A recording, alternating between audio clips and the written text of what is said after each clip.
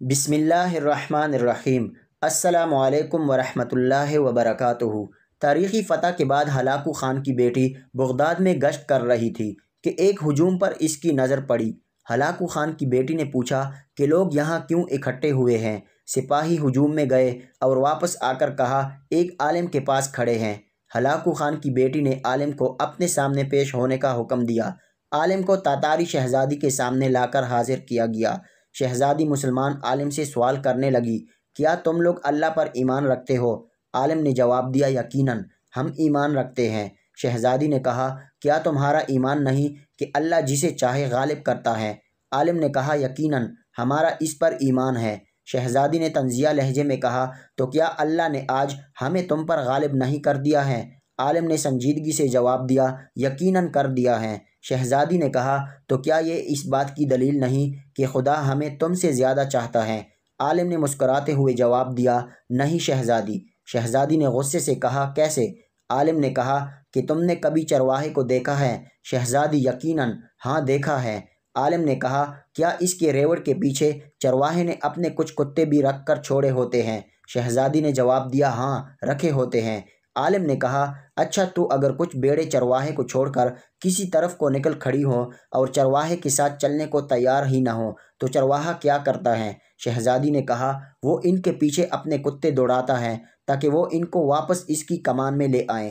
عالم نے کہا، وہ کتے کب تک ان بھیڑوں کے پیچھے پڑے رہتے ہیں؟ شہزادی نے کہا، جب تک وہ فرار رہیں اور چرواہے کے اقتدار میں واپس نہ آ جائیں۔ عالم نے مسکراتے ہوئے کہا، تو آپ تاتاری لوگ زمین میں ہم مسلمانوں کے حق میں خدا کے چھوڑے ہوئے کتے ہیں۔ جب تک ہم خدا کے در سے بھاگے رہیں گے اور اس کی اطاعت اور اس کے در پر نہیں آ جائیں گے تب تک خدا تمہیں ہمارے پیچھے دوڑائے رکھے گا، تب تک ہمارا امن چین تم ہم پر حرام کیے رکھو گے۔ ہاں، جب ہم خدا کے در پر واپس آ جائیں گے اس دن تمہارا کام ختم ہو جائے گا۔ ناظرین گرامی، یہ واقعہ انتہائی سبق آموز ہے۔ مسلمان عالم کے اس جواب میں آج ہمارے غور و فکر کے لیے بہت کچھ پوشیدہ ہیں۔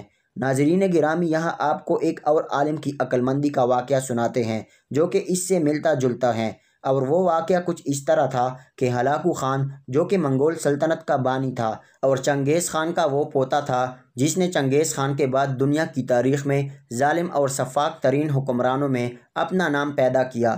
جب ہلاکو خان نے بغداد کو فتح کیا تو ہلاکو خان نے شہر کے باہر ڈیرا ڈالا اور پورے شہر کے ارد گرد گھومنے لگا۔ روایات میں ملتا ہے کہ ہلاکو خان نے اس لوٹ مار اور اس جنگ میں تقریباً 4 لاکھ مسلمانوں کا قتل عام کیا اور پورے شہر کو لوٹ لیا، قدیم مسجدوں، محلات اور کتب خانوں کو مسمار کر دیا، اور حتیٰ کہ یہ خبر ملی کہ ہلاکو خان نے جتنے بھی کتب خانے تھے ان کو دریاؤں میں بہا دیا، اور یہ بھی روایات ملتی ہیں کہ ان کی اتنی زیادہ تعداد تھی کہ کئی دن تک دریا کا پانی ان کتابوں پر لکھی ہوئی سیاہی کی وجہ سے سیاہ رہا تھا۔ اس بات سے اندازہ لگایا جا سکتا ہے کہ ہلاکو خان نے کتنے زیادہ کتب خانوں کو مسمار کیا لیکن شہر کے اندر داخل نہ ہوا۔ آپ کے سپاہی بڑے حیران تھے۔ بہت سے کمانداروں نے آپ سے سوال پوچھنے کی پوری کوشش کی لیکن ان میں اتنی ہمت نہ ہوئی کہ وہ ہلاکو خان سے یہ سوال پوچھ سکیں کہ آپ ابھی تک شہر کے اندر داخل کیوں نہ ہوئے۔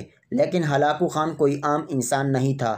جتنا وہ ظالم اور طاقتور تھا اتنا ہی وہ عقل مند انسان تھا۔ وہ سمجھ گیا کہ میرے کماندار مجھ سے کیا سوال پوچھنا چاہتے ہیں۔ پھر ہلاکو خان نے اپنے تمام کمانداروں کو اپنے پاس بلایا اور ان کو ایک قطار میں کھڑا کرتے ہوئے کہا کہ میں تمہارے چہروں سے ہی جان چکا ہوں کہ تمہارے اس وقت دماغ میں کیا چل رہا ہے۔ پھر ہلاکو خان نے کہا کہ میں جانتا ہوں کہ تم یہ سوال پوچھنا چاہتے ہو کہ میں ابھی تک بغداد شہر کو فتح کرنے کے بعد اس کے اندر داخل کیوں نہیں ہوا۔ اس کی وجہ سے یہ میرے دماغ میں 2 سوال ہیں۔ جب تک مجھے ان سوالوں کے جواب نہیں مل جاتے میں اس وقت تک بغداد شہر میں داخل نہیں ہوں گا۔ کمانداروں نے عرض کی، حضور آپ بتائیں آپ کے کون سے سوال ہیں؟ تو ہلاکو خان نے کہا کہ تم بغداد شہر میں چلے جاؤ اور بغداد شہر کے سب سے بڑے عالم کو بلا کر میرے پاس لاؤ اور اسے حکم دو کہ وہ مجھ سے ملاقات کرے۔ ہلاکو خان نے کہا، مسلمانوں کے دین کے سربراہ ان کے عالم ہوتے ہیں، اس لیے وہ میرے سوالوں کا جواب دے سکیں گے۔ جب کمانداروں نے یہ پیغام بغداد شہر میں پہنچایا تو کوئی بھی ایسا عالم نظر نہ آیا جو ہلاکو خان سے ملاقات کرنا چاہے، کیونکہ ہلاکو خان ایک ایسا انسان تھا جس کے ساتھ ایک عالم بات کرنا پسند نہیں کرتا تھا۔ جب یہ خبر پورے بغداد شہر میں پھیلی تو ایک مدرسے کا استاد قادحان نے پیغام بھجوایا کہ میں ہلاکو خان سے ملاقات کرنا چاہتا ہوں۔ قادحان ایک مدرسے میں بچوں کو پڑھاتا اور امامت بھی کرتا تھا۔ دوستو، یہ واقعہ بڑا دلچسپ اور سبق آموز ہے۔ آپ سے گزارش ہے کہ اسے غور سے سنیں۔ دوسرے دن صبح قادحان ہلاکو خان کے پاس پہنچا، جہاں ہلاکو خان نے اپنا ڈیرا ڈال رکھا تھا۔ قادحان نے پیغام بھجوایا کہ جا کر اپنے ہلاکو خان کو بتاؤ کہ ایک استاد جو کہ بغداد شہر کے مدرسے میں بچوں کو پڑھاتا ہے، وہ آپ سے ملنے آیا ہے۔ اور حیرانگی کی بات یہ تھی کہ قادحان ساتھ میں ایک اونٹ، ایک بکرا اور ایک مرغا بھی لے کر گیا۔ ہلاکو خان نے کہا کہ اس کو اندر آنے دیجیے۔ جب قادحان اندر گیا تو ہلاکو خان نے اس کو سر سے پیر تک دیکھا اور کہا، تم وہ آدمی ہو جو مجھ سے ملنا چاہتے ہو۔ قادحان نے ہلاکو خان سے کہا کہ اگر تم مجھ سے بڑی چیز سے ملنا چاہتے ہو اور اگر یہی تمہاری خواہش ہے تو باہر ایک اونٹ کھڑا ہے، تم اس سے ملاقات کر سکتے ہو، اور اگر تم داڑھی والے سے ملو تو باہر ایک بکرا کھڑا ہے، تم بکرے سے بھی ملاقات کر سکتے ہو۔ پھر قادحان نے ہلاکو خان سے کہا کہ اگر تم اونچی آواز والے سے بات کرنا چاہتے ہو تو باہر ایک مرغا بھی کھڑا ہے، تم اس سے بات کر سکتے ہو۔ یہ سن کر ہلاکو خان بڑا حیران ہوا کہ یہ نوجوان کوئی عام انسان نہیں بلکہ بہت عقل مند انسان ہے اور یہ میرے سوالوں کے جواب دے سکتا ہے۔ ہلاکو خان کو اس کا انداز بہت زیادہ پسند آیا۔ ہلاکو خان نے اس سے پوچھا، میرے 2 سوالوں کے جواب تمہارے پاس ہیں، کیا تم مجھے بتا سکتے ہو؟ قادحان مسکرانے لگا اور کہا، ہلاکو خان، اس دنیا میں کوئی بھی سوال پیدا ہونے سے پہلے اس کا جواب بنتا ہے، پھر ہی وہ سوال تاریخ میں لکھا جاتا ہے۔ بتاؤ تمہارا کون سا سوال ہے، میں اس کا ضرور جواب دوں گا۔ ہلاکو خان قادحان کے انداز گفتگو کو دیکھ کر بڑا حیران ہوا کہ مسلمانوں کے ایک عام عالم میں اتنی جرأت اور اتنی ہمت ہے کہ وہ ہلاکو خان کے سامنے سینہ تان کے اتنی دلیری سے بات کر رہا ہے۔ ہلاکو خان کو اس کا انداز گفتگو بڑا پسند آیا، کیونکہ ہلاکو خان وہ انسان تھا جس کے سامنے بڑے بڑے امیر، بڑے بڑے کماندار، بڑے بڑے بادشاہ بھی جھک کر بات کرتے تھے۔ اس لیے ہلاکو خان کو اس عالم کا انداز گفتگو بہت اچھا لگا۔ پھر ہلاکو خان نے اس سے پہلا سوال کیا اور کہا، بتاؤ ایسی کون سی چیز ہے جو مجھے یہاں بغداد شہر میں لے کر آئی ہے؟ یہ سن کر قادحان مسکرانے لگا اور کہا کہ مسلمانوں کو اللہ تعالیٰ کی طرف سے دی گئی نعمتوں کا شکر ادا نہ کرنے، آپس میں لڑنے، دولت کا حسد، عہدوں کے منصب کی لالچ نے تمہیں یہاں آنے کی اجازت دی۔ اگر مسلمان آپس میں لڑنے کی بجائے اسلام کی خاطر لڑتے ہیں تو آج تم جیسے ظالم حکمرانوں کا خاتمہ ہو چکا ہوتا۔ اگر مسلمان آپس میں عہدے کے منصب پر لڑنے کی بجائے ایک اچھا حکمران بٹھاتے تو آج تم جیسے حکمرانوں کا یہاں وجود نظر نہ آتا۔ اگر مسلمان اللہ تعالیٰ کی دی ہوئی نعمتوں کا شکر ادا کرتے تو تم آج یہاں نظر نہ آتے۔ اللہ تعالیٰ نے ہمیں اپنی دی ہوئی تمام نعمتیں، آسائشیں ہم سے لینے کے لیے تمہیں یہاں بھیجا ہے۔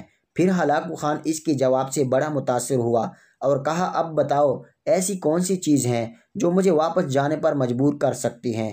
تو یہ سن کر قادحان نے کہا، اگر مسلمان آپس میں لڑنے کی بجائے کافروں کے خلاف لڑنے کے لیے تیار ہو جائیں، اعلیٰ عہدے پر بیٹھنے کی بجائے ایک اہل حکمران کو بٹھائیں، اللہ تعالیٰ کی دی ہوئی نعمتوں کا شکر ادا کریں اور آپس میں بھائی چارہ اختیار کر لیں، تو یہی چیز کافی ہے کہ تم جیسے حکمران یہاں نظر نہیں آئیں گے۔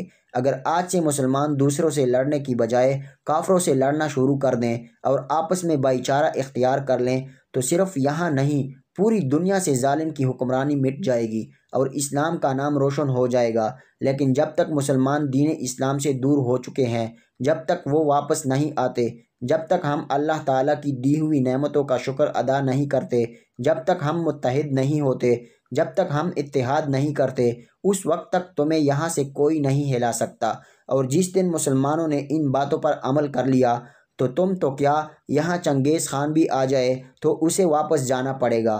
یہ سن کر ہلاکو خان کو اس کا جواب بڑا اچھا لگا اور اس سے بہت متاثر ہوا اور اس کے بعد قادحان وہاں سے رخصت ہو گیا۔ آپ سے گزارش ہے کہ ہمارے چینل کو سبسکرائب کیجیے، ویڈیو کو لائک اور شیئر ضرور کریں اور آخر میں کمنٹ باکس میں ایک مرتبہ درود پاک ضرور لکھیے۔